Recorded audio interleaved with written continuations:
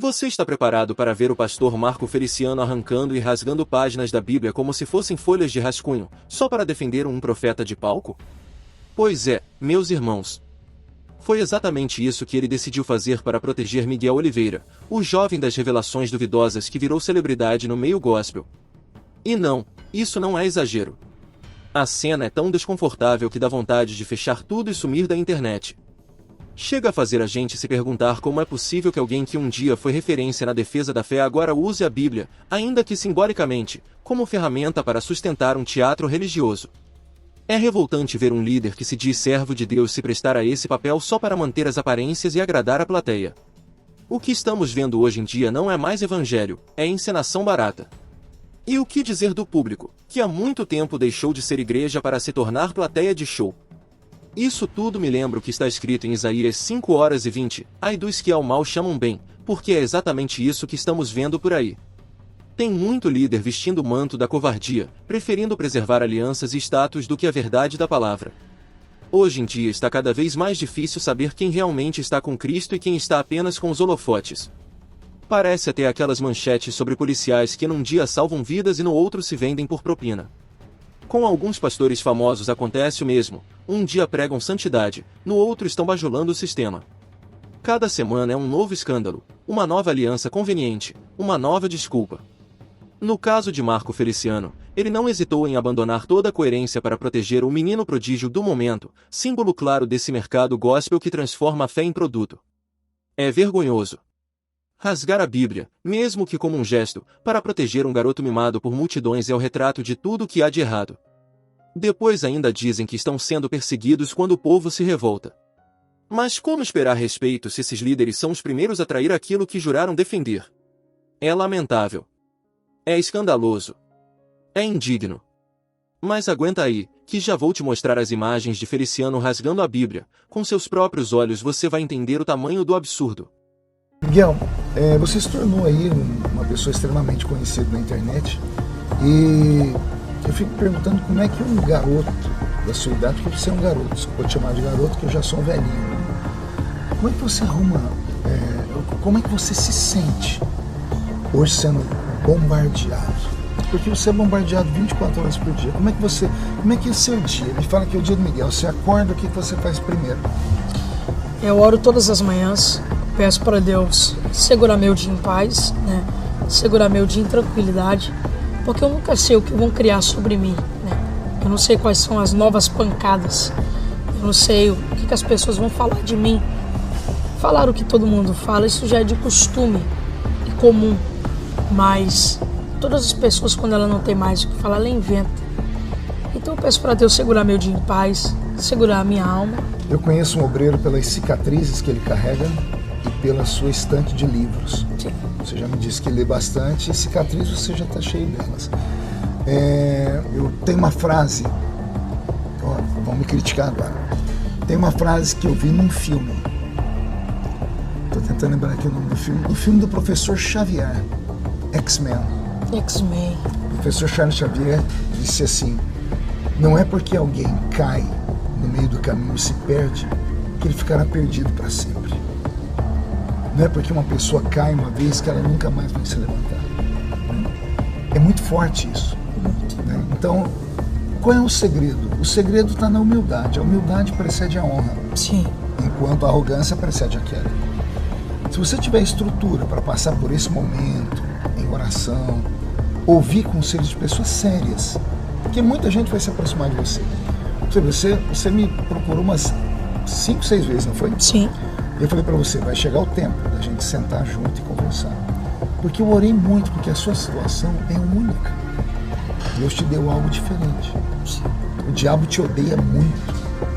Porque eu sou um homem espiritual. E eu acredito que tudo que você está passando é porque o diabo te odeia. E o diabo não te odeia de graça. Embora o diabo não saiba o futuro, porque ele não é onisciente, o diabo, ele tem a percepção. Porque ele é o maior de todos os psicólogos. Sim. Ele derrubou o primeiro homem que pisou no mundo. Ele teve a audácia de tentar Jesus no deserto. Então quem somos nós na fila do pão? Então o diabo, ele não precisa saber o seu futuro. Basta ele de vez em quando pegar Deus te olhando lá do céu. Tem pregação minha que eu falo assim. De vez em quando Deus, Ele abre a janela do céu e fica olhando na terra, e ele coloca o olhar em alguém. E antes que alguém chame isso de heresia, é só lembrar de Jó. De Jó. Deus estava lá, o diabo passou por ele, Deus disse: viste tu, meu servo Jó. Deus estava olhando para Jó. Então, quando o diabo pega Deus olhando para alguém, mesmo não sabendo o que Deus vai fazer, o diabo sabe que essa pessoa pode dar muito trabalho no futuro. Então ele vai fazer de tudo para fazer com que essa pessoa se perca. Então ele vai usar de todas as formas. Às vezes você não precisa de um inimigo externo para te derrubar. O pior inimigo do Miguel não são sites, não são esse povo bobo de TikTok, que em busca de centavos são miseráveis, porque os cliques são centavos, em busca dos cliques miseráveis tem que destruir o Miguel, tem que todo dia arrumar uma porcaria. Esse é o maior inimigo do São Luís. O maior inimigo do Miguel, se eu tivesse um espelho aqui, eu ia te mostrar quem é o próprio Miguel. Então, o segredo da sua vitória, Miguel, está em você. Está em você agora pensar um pouquinho, refletir. O ministério, o Conselho Tutelar não pode te impedir de pregar. Porque a Constituição Federal, no artigo 5º, te dá a liberdade de culto, de crença. Ninguém pode impedir você de ir num culto, e ninguém pode impedir você, no seu culto, da sua fé, dar um testemunho ou pregar. Eles não podem fazer isso. Sim. Só que se você for pregar, peça ao pastor que foi lhe convidar, peça para os irmãos desligarem o telefone para minha sobrevivência. Sim. Porque qualquer coisa que filmaram de você, vai voltar tudo de novo. Você já pensou em fazer alguma loucura no meio dessas perseguições? Não, pastor. Não? Nunca pensei. Deus sempre blindou a minha cabeça. Deus sempre me protegeu. É claro que o diabo sempre fala: para de pregar, exclui o Instagram. Só que eu não posso jamais enterrar os dons que Deus me deu. Eu sei que eu sou em Deus. Ele é um falso profeta. Não há uma sequer. Coisas que Deus me usou ou deixou de me usar, que eu me arrependi. Mas o ser humano, ele é mau.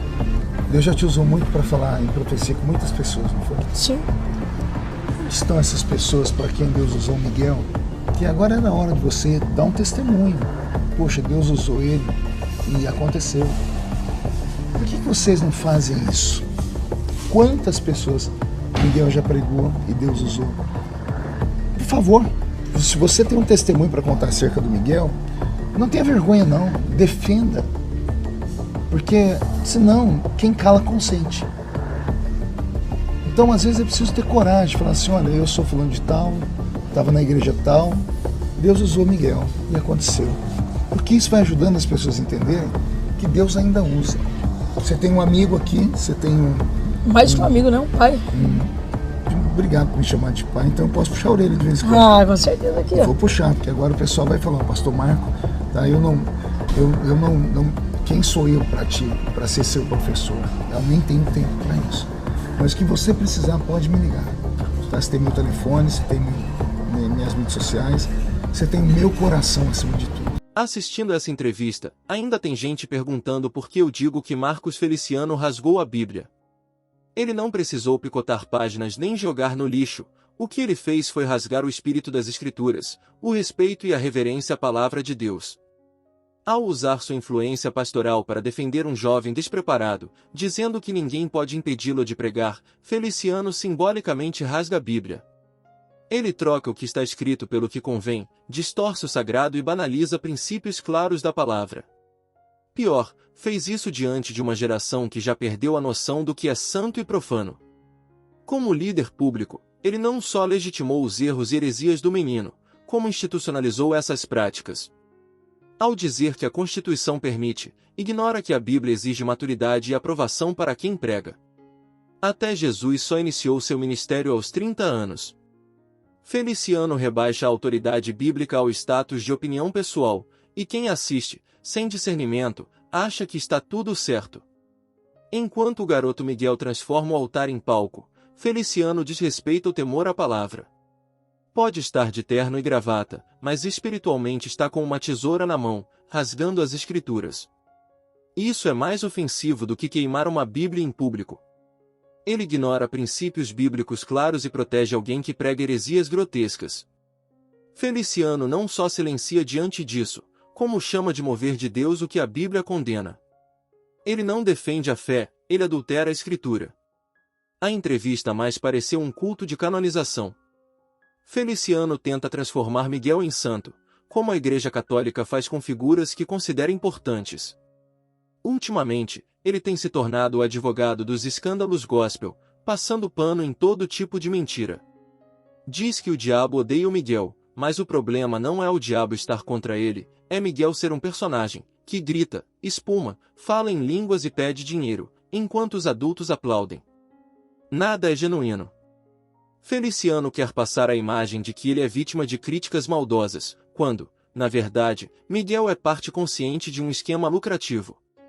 Feliciano costuma atacar quem faz conteúdo independente, chamando de abutres e miseráveis. Mas não tem coragem de nos encarar frente a frente para dizer que estamos errados. Ele prefere adjetivar e tentar desqualificar porque sabe que seu argumento é frágil. Esses pastores famosos, quando pressionados, atacam quem denuncia, enquanto se escondem atrás do status. Enquanto ele vive no ar-condicionado em Brasília, defendendo pessoas com péssimo testemunho, nós estamos lidando com ameaças e censura. Miserável é quem usa a fé como fachada para projetos pessoais. Miserável é quem empurra um menino imaturo para o altar como se fosse mascote de um avivamento. E quando alguém denuncia, vira carniceiro? Vamos continuar expondo, porque é melhor ser carniceiro da verdade do que cordeiro da hipocrisia. Feliciano dramatiza tudo para gerar empatia por Miguel, como se o garoto fosse um José moderno, injustamente perseguido, quando na verdade já tem mais seguidor e cachê que muito pastor veterano. A entrevista foi uma peça teatral, com cenário e trilha sonora, montada para entreter e blindar os erros do garoto. Pedem testemunhos em favor dele como se fosse um profeta, mas ninguém vai aparecer, porque não há frutos, milagres nem transformação. Só teatro. E nesse espetáculo, Feliciano não é juiz nem mestre, é apenas mais um ator nesse circo gospel decadente.